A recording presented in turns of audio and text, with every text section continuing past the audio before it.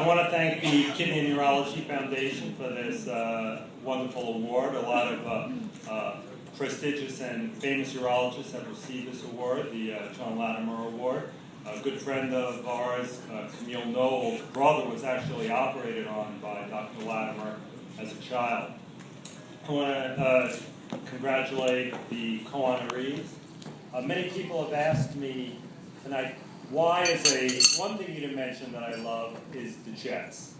And how a long-suffering Jet fan could be honored with two Giants. It's sort of cruel and unusual punishment. I didn't realize it was you. Giant. And the first time I met Bart, he confirmed my impressions. He said, Mark Sanchez is a terrible quarterback. But Bart and Otis are, as Jeff eloquently said, very involved in the NFL Alumni Health Initiative, which is important. It's not only for the health care of NFL alumni, but the prestige and that they bring and the awareness that they bring will help publicize men's issues and concerns and help all men. I want to thank my friends, family, colleagues who have supported me on this special night and have come far and wide. Some patience here. I want to apologize to you if I didn't recognize you in cocktails, but I must say you look better with your pants on.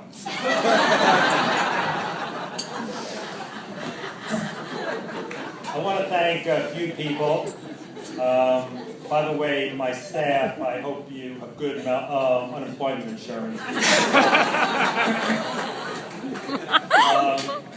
First, Betsy was mentioned. Betsy's been with me for about 12 years. Together we've developed what I think is the preeminent research center in New York and possibly in the United States. So thank you, Betsy.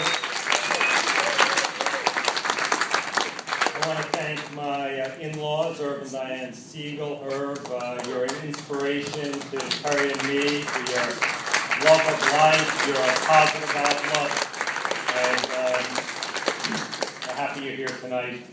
Of course, my parents, I know, are very proud of me.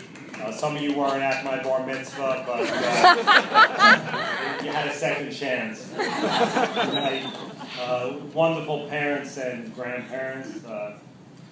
And then finally, my family. I have 3 beautiful children. Jared couldn't be here tonight, but he couldn't be here. I'm happy to say that he's in Israel on birthright. He left yesterday. Allie, who, as Harry said, is graduating high school Saturday.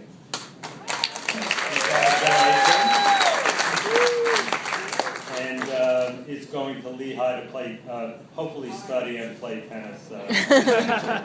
And Jacob, who's my youngest child, who does take great pleasure in punching me, and hitting the golf ball about 50 yards past me, which isn't very nice.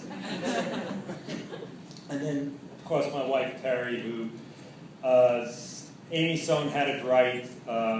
She's a wonderful wife, great friend, always supportive. In fact, you know, when I'm out of town, I don't even sign out to other urologists because Terry can handle most calls. So she's been hearing these calls in the middle of the night, prostate problems, kidney stones. She knows when to send them to the emergency room. She doesn't put the catheters in, but that's just enjoys the line. She never complains about my long hours. I travel, investigative meetings. In fact, I sometimes wonder if she's glad to have me out of the house. So, now, nobody except maybe Harry grows up as a kid and says, "What do you want to be when you grow up?" Well, I want to be a urologist. So how did I get here to become a urologist? In fact, many patients, as I put on my rubber glove, turn around and with trepidation and say, "Now, why did you become a urologist?" And Jacob, my son, always says, "Dad, why did you become a penis doctor?" Well, it started actually at those Jet games, those cold, wintry days at Chase Stadium and Meadowlands, unlike Bart and Otis, I realized the only way I was going to get on the field was if I was a doctor, if I was the team doctor. So I went to medical school with the sole intention of being the orthopedist. And I went to medical school at NYU, and I don't know if you've ever been to Bellevue Hospital, but it's not a pretty place. And long nights with broken bones and fractures and emergency, said, orthopedics is not for me, and I became a urologist. But I've been very fortunate to practice medicine in a very interesting time, a sort of a golden age of medicine, I think. I graduated medical school in '84 and finished residency in 1990. So at those times, Harry, you remember, there were no drugs for prostate, there was no drugs for erectile dysfunction, there wasn't even a term erectile dysfunction, that was made up after Viagra. No drugs for low testosterone, there was no PSA testing. We were still removing men's testicles when they had prostate cancer. There were no robotic surgeries. There were representatives here in the room who are at the forefront of development of lasers, diagnostic testing, new drugs for low testosterone, for BPH, erectile dysfunction, and I thank you all for attending and for all your important work. And during this research and in my career, I've been privy to a lot of advances in medicine, and in many cases been at the forefront and actively involved in these developments. And in today's political and financial climate, I doubt we'll ever see a 20 to 30 year period quite so fruitful and prolific as we did in the past 20 to 30 years. And I'm concerned about the future of medical innovation.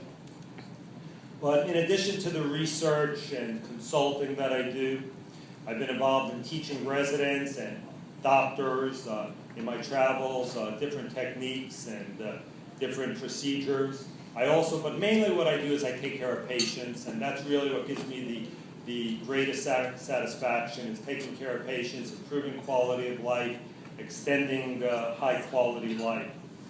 So even though the Jets have disappointed me so many times over the years, those cold, wintry days at Shea did start me on this road.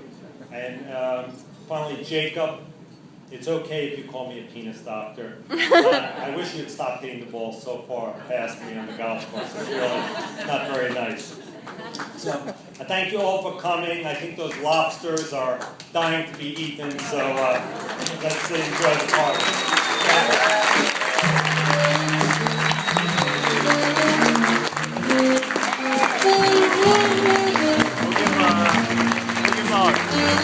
Harry's got to go first. Oh, yeah.